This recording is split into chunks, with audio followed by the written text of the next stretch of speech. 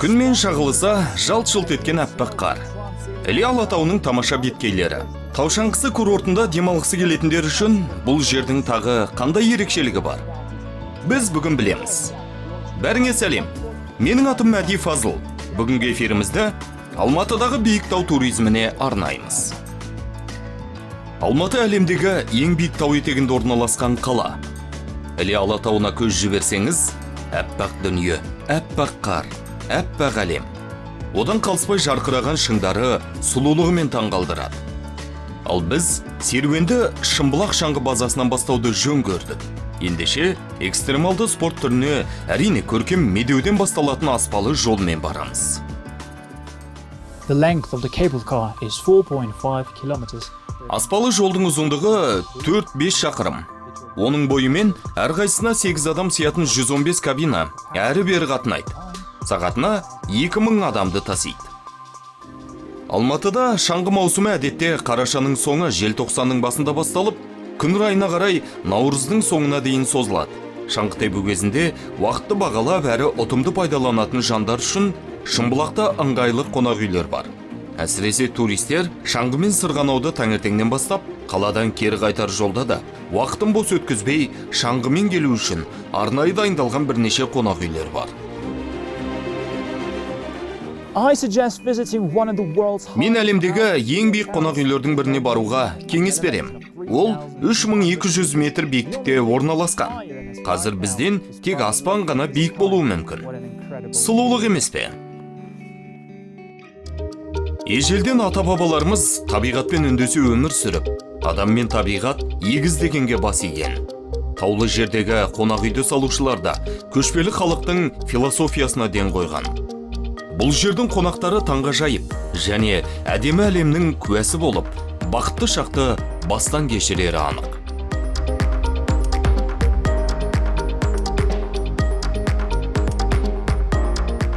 Іле Алатауының бөктері, зеңгір көк пен таза ауасы. Және бұл жер у-шудан алыс, қарбаласқан ешкім жоқ. Ал осындай жайлылықты одан әрі сезіндіретін демалыс орында небәрі 10 үй бар. Қонақ үй күні бойғы белсенді шаңғы тебуден кейін демалуға қажетті барлық нәрсемен жабдықталған. Мен бұл бөлмеге кірген кезде алғашқы сезінгенім құлаққа ұрған танадай тыныштық. Маған ұнап тұр. Ал барлық бөлмеге тән ерекшелік бұл әрине терезедегі көрініс.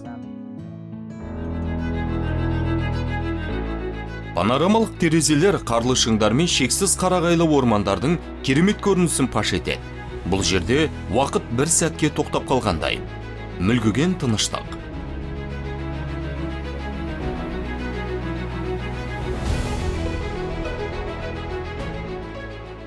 Міне қараңыз, мұндағы әрбір деталь сіздің құрметті қонақ екеніңізді сездіреді. Және денсаулығыңыз бен теріңізге арналған ауа ылғалдандырғыш пен көңіл күйді көтеруге Bluetooth колонкасы бар. Туристің жағдайын жасауда ұсақ түйекке дейін мән берілген қонақ үйді сирек кездестіруге болады.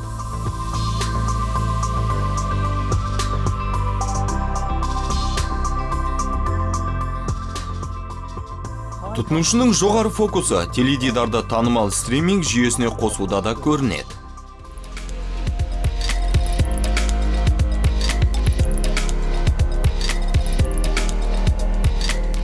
Үйдің іші өте ыстық. Жуынатын бөлме мен дәліз едендерінің жылы болған сонша сырғанауға киген киімдері бірден кебеді. Міне, мынау аяқ киімге арналған. Бұл жерде барлық ұсақ түйекке дейін ойластырылған. Жақын жерде розетка бар. Бұл аяқ киімді кептіру үшін қосылады. Мұнда тіпті сауна да бар. Таудың аязды ауасы сорып, алқына шаңғы теуіп келгеннен кейін ыстық будың рахатын сезінуде бақыт. Айта кетейін, сауна қан тамырларын кеңейтеді, зат алмасуды жақсартады және инфаркт, инсульт, гипертония қаупін азайтады. Қонақ үй бағасына таңертеңгі ас кіреді. Міне ертеңгілік тағам бөлмеме әкелінді. Ал достар, мен бірінші рет бұлтқа жақын отырып кофе ішпекпін.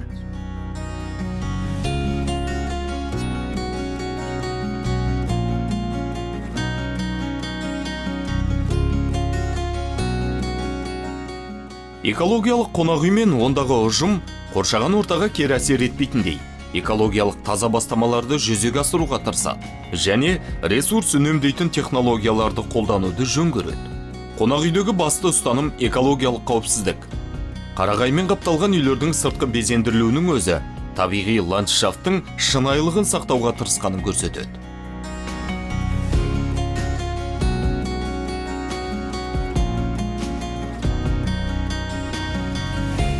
Тойымды әрі пайдалы таңғы кейін біз тау басына шығып, серуенімізді жалғастырамыз.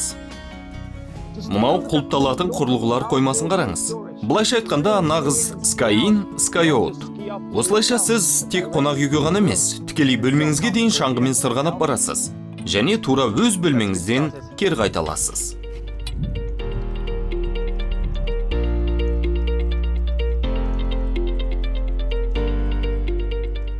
Шымбұлақтың өзіндік атмосферасы бар.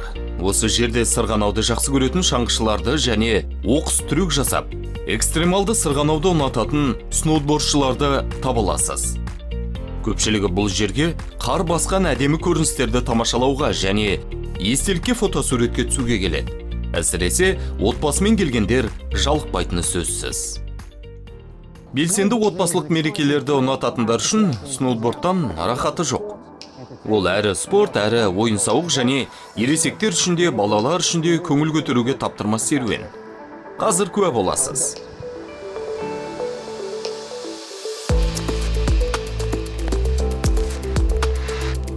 Шымбұлақтағы шуақты күндер мыңдаған демалушыны өзіне тартады.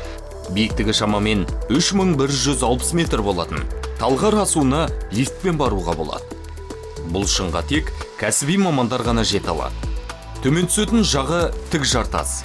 Альпинистер тау сілемдерін өту жолын осы асудан бастайды. Шаңғы тебу дағдыларын жетілдіріп, шыңдау үшін осында келіп сөзбен айтып жеткізе алмайтын атмосфераны сезінгеніңіз жөн. Сізге ерекше сезім сыйлайды, әрі қиялыңызбен биікке самғайсыз.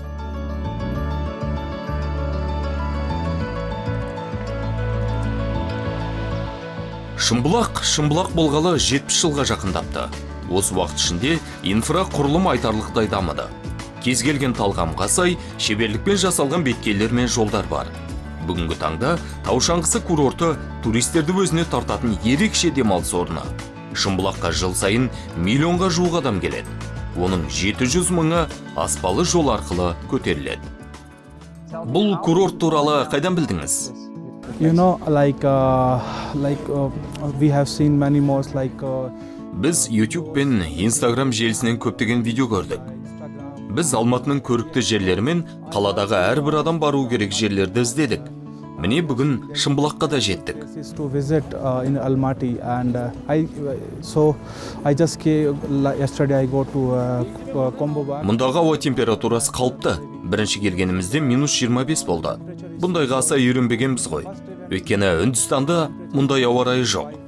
Бірақ уақыт өте келе үйреніп кеттік. Бүгін термометр -8 немесе -10 градусты көрсетеді. Бұл бізге ыңғайлы.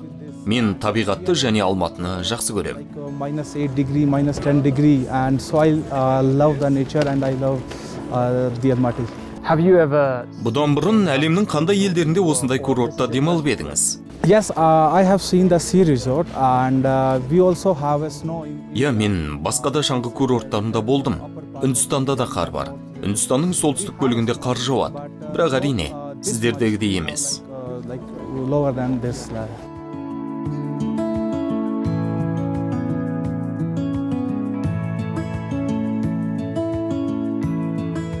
Сізге бұл жер ұнай ма?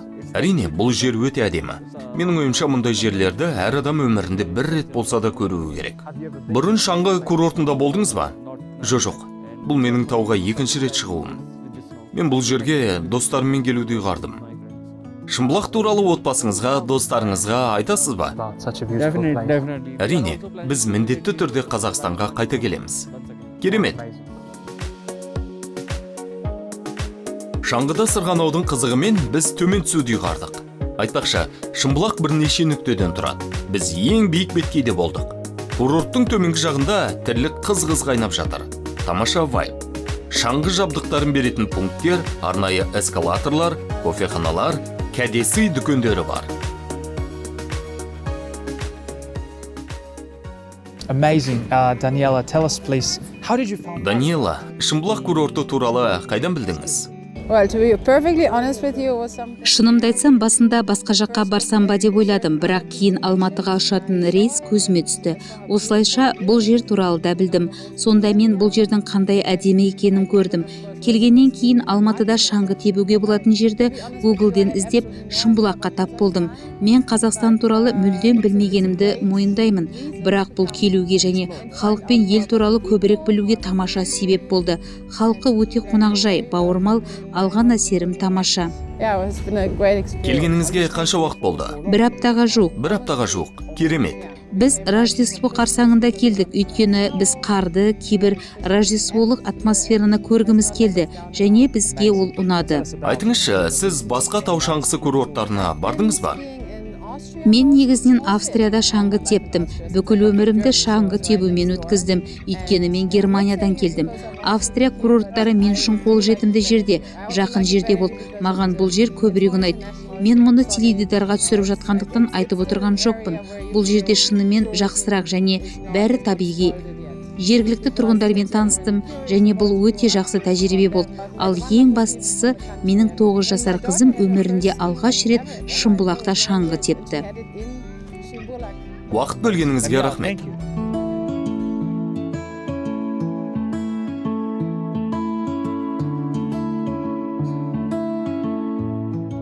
I was born in Kazakhstan and I was living here for. Мен Қазақстанда туып, осында 18 жыл тұрдым. Кейін Санкт-Петербургке оқуға түсіп, білім алып, туған жеріме қайта оралдым.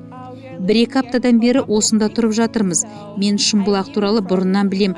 Бұл шаңғы тебуге ең жақсы жер, сондықтан мен осындамын. Place to skiing, so that's why. Сіз әлемнің басқа тау шаңғысы курорттарында болдыңыз ба? Салыстыра аласыз ба?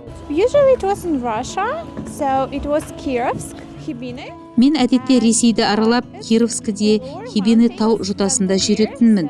Санкт-Петербургте оқыған кезімде көбіне атқа мінетінмін, бірақ олар шағын таулар болатын. Being there, but it's small mountains, like, yeah, so. Сізге бұл тау шаңғысы курорты ұнай ма? During the weekends, I don't like it so much because a lot of. Әрине, бірақ мен осы еңісте адам аз кезде шаңғы тебуді жөн көремін. Бұл тамаша. When it's low, not. Демалыс күндері Шымбұлаққа жаңадан келгендер көп. And it's good, it's perfect.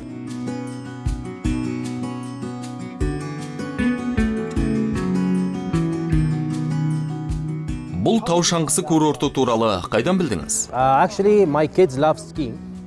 Менің балаларым шаңғы тебуді жақсы көреді.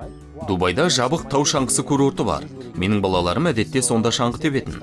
Ал демалыс кезінде олар шаңғы тебуге болатын демалыс орнын таңдауды өтінді. Мәліметтерді іздеп, Шымбұлақты таптық. Бұл шаңғы тебуге арналған ең жақсы курорттың бірі. Сондықтан біз осындамыз. So we started skiing here. Сіз басқа шаңғы курорттарында болдыңыз ба? No, to be honest, this is the. Жоқ, шынымды айтсам, бұл менің өмірімдегі бірінші тау шаңғысы курорты. Ал біз осында келеміз. Бұл жер сізді несімен баурады? Well, I think coming from UAE. Бізге ауа райы ұнады. Біз Біріккен Араб Әмірліктерінен келгендіктен нағыз қарды көріп сондай қуандық. Менің балаларым оны жақсы көреді. Суық болса да, олар қарда ойнағанды жақсы көреді. They go and play in the snows. Достарыңызға бұл курортты ұсына аласыз ба? Resort to your Well, friends. in fact, yes. Actually, I was thinking that, Әрине, неліктен адамдар Қазақстанға саяхаттауды жоспарламайды деген ойда болды. everything is here. Мұнда шаңғышылар үшін бәрі бар. Дәмді тамақ, жеңіл көлік, туристік орындар. Мұнда сіз отбасыңызбен немесе жалғыз келіп те демала аласыз.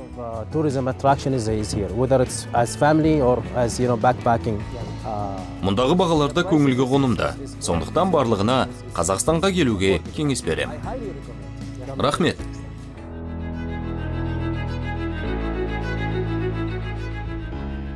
...2023 жылдың наурыз айында Шымбұлақ теңіз деңгейінен 3200 метр биіктіктегі түнгі шаңғы террасасы ретінде Гиннестің рекордтар кітабына енді.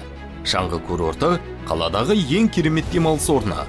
Шат-шадыман көңіл де, қыз қызықтары да, көз тоймайтын әдемі көрініс де осында. Сондықтан, осындай әсердің арқасында шымырлаған аязды да сезбей қаласың. Таудың таңғажайып табиғаты мен шаңғы тебудің шын рахатын сезінген жанымыз тағы да бір нәрсені қалап тұрғандай. Сондықтан біз тау бөктеріндегі тағы бір қызықты жерге баруды ұйғардық. Қазақ пен жылқы ежелден дос. Мінсе көлік, жесе ет, ішсе сусын, ал сән салтанаты мол шарада нағыз тұлпардың тектілігін танытқан жануар. Қанша ғасыр өтті. Бүгінгідей қаланың тас көшесінде жүрген біз әрине ата-бабамыздың өмірі қандай болғанын елестете аламыз. Дегенмен біз күнде мінбесек те текті жануармен арадағы байланысты сақтауға тырысамыз. Ал қыста атқа мініп серуендеудің өз кереметі бар. Осы демалыс орнына келген әр турист табиғаттың тамашасын сезініп, қыстағы ертегі әлеміне енеді. Әсіресе бұл жерде сізге ерекше қуаныш сыйлайтын шоқтығы биік, арқасы түзу, сауыры ұзын, текті әрі сымбатты асыл тұқымды жылқылар екенін мойындайсыз.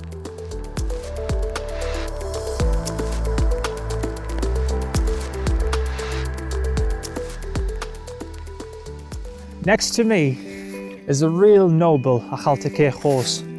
This riding Менің қасымда нағыз сымбатты Ақалтеке жылқысы. Бұл шабанды жылқы тұқымы өзінің керемет жүйріктігімен, төзімділігімен, энергиясымен және жоғары интеллектімен бүкіл әлемге танымал. Неткен әдемі жаратылыс, солай емес пе?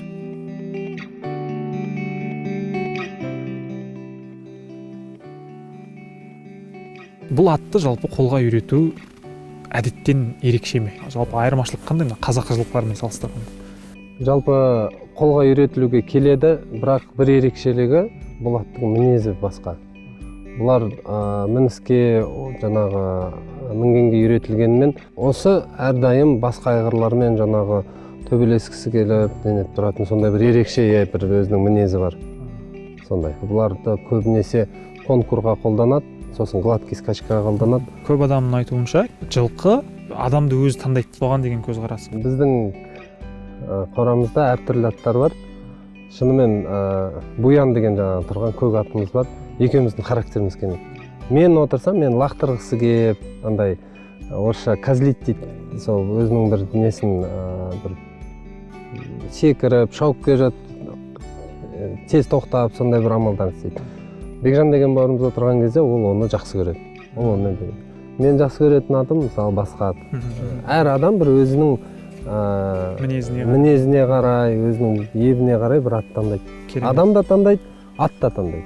Екі жақты болу керек. Екі жақты, иә, бір махаббат болады өз араларында. Керемет.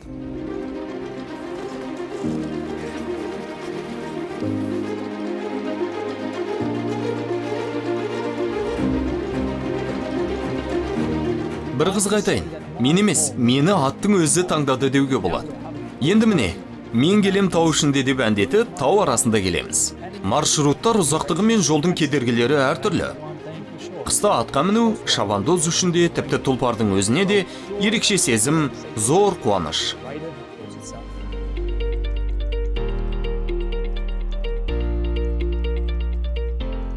Мамандардың пікірінше жылқы ақылды, текті, тіпті иесінің әр қимылын түсінетін қабілетті әрі қасиетті жануар.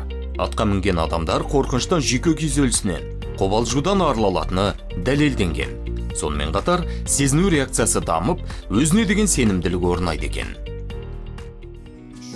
Тұлпарым қандай бұл шақта, және мен қандай дегендей сезімде келе жатырмын. Жүйрік аттың жүрісі де ерекше. Беттен өпкен самал жел, сөз жетпейтін еркіндік сезімі. Қанат байлап, ұшып бара жатқандаймын.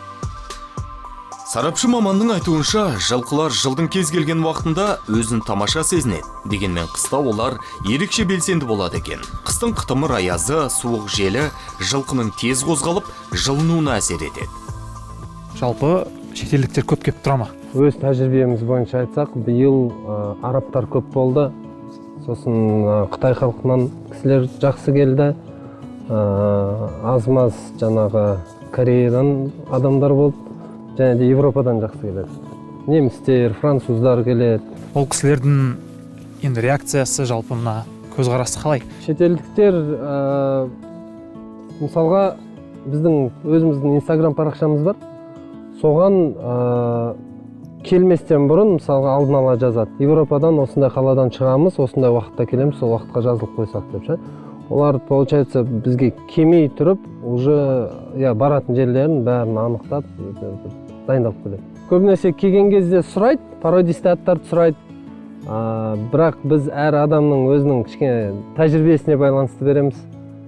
Бірінші рет мініп атқан, жаңадан үйреніп атқан адамдар болса, онда осындай жуас, міңгі аттарды береміз. Өйткені бағана ақылт екенін көрдіңіздер, оның андай бір шустрый мінезі бар.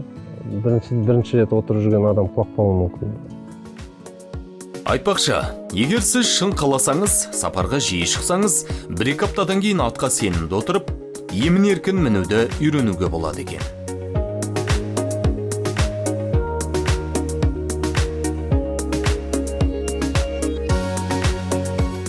Мейманын қазақтың қонақжайлығымен төрге шығару ата дәстүр. Онсыз кездесудің мәні жоқ. Мұнда келушілер киіз үй стилінде орнатылған мейрамханада ұлттық тағамдардан дәм татады. Бұл жерде де өзіңді нағыз көшпенді, еркін халықтың рухын сезінесің. Атқа мініп серуендегеннен кейін 12 қанатты киіз үйдегі берекелі, мол жайылған дастархан басына жиналдық.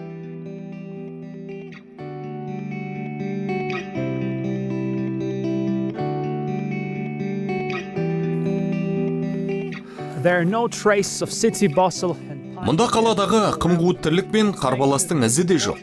Айналада кіршіксіз әсем табиғат пен тыныштық. Мен осында келіп, өзіңізге уақытша цифрлық детокс жасауға кеңес берем.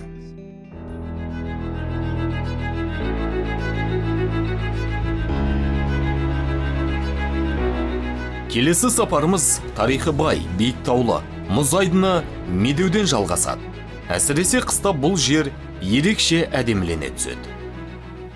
Дәл қазір біз Алматы кіші шатқалында орналасқан әлемдегі ең биік таулы мұз айдынындамыз. Өздеріңіз көріп тұрғандай, мұнда келушілер саны көп, көңіл күй де тамаша.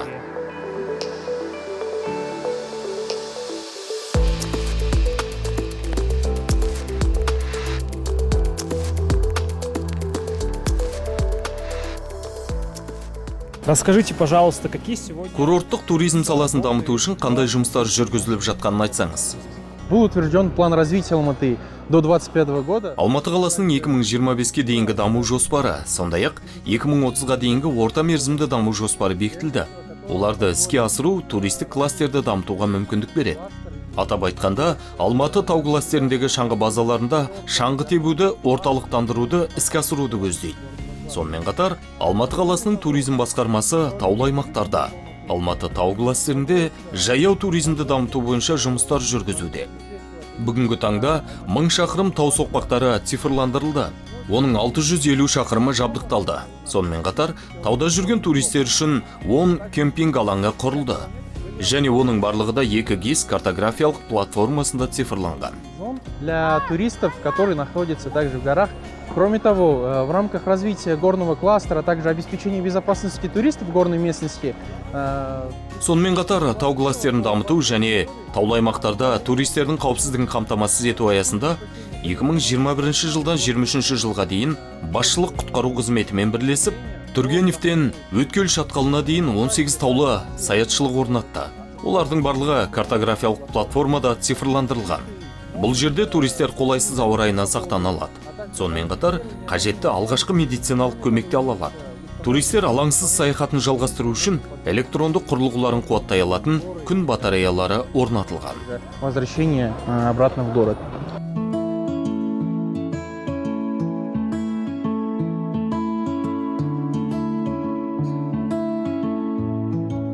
Almaty is very beautiful. I heard before here.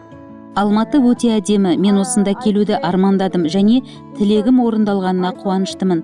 Мен өзім Түркиядан келдім. Онда 10 жылдай шайбалы хоккей ойнадым. I want to come here and I'm very happy. I'm before in Turkey and Алматының таулары мен табиғаты тамаша. Мен бұған дейін Түркияда, Грузияда және Украинада болдым, бірақ бұл коньки алаңы өте әдемі және адамда көп екен. I'm very happy.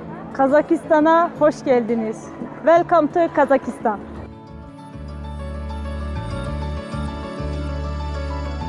Теңіз деңгейінен шамамен 1600 метр биіктікте 10 000 шаршы метрден астам мұзды аймақ.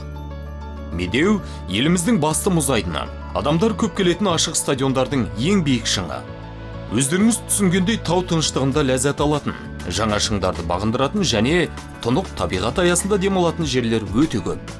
Сіз тек өзіңізге ұнайтын жерді таңдасаңыз болғаны. Ең әдемі әрі биік тау сіз көрмеген тау деген тәмсіл бар. Ал таулы аймақтағы демалыс орындары мегаполистегі туризмді дамытудың қуатты күшіне айналып үлгерді. Мұнда тек таудың биіктігіне ғана тәнті болмайсыз. Сонымен қатар жоғары деңгейдегі қонақжайлылық индустриясы мен қызмет көрсетудің сапасына да куә боласыз. Ендеше туған жеріме қош келдіңіз.